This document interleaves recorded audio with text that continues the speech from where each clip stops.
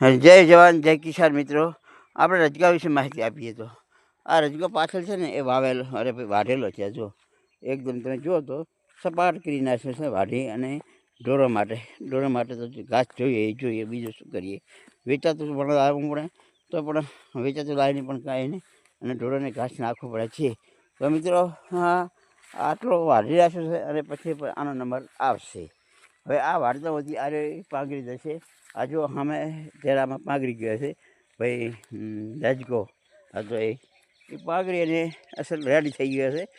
જો ત્યાં કટિંગ કરેલ પડે ને એટલા સુધી પાઘડી વારે વાઢેલો છે.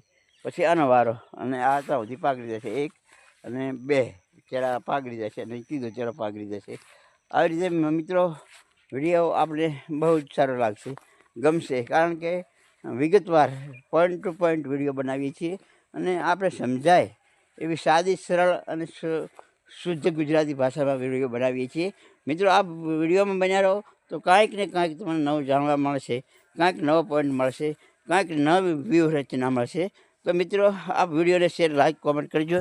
પ્લીઝ મારા દોસ્તો, જય વંદે, જય ગરવી ગુજરાત, જય માતાજી.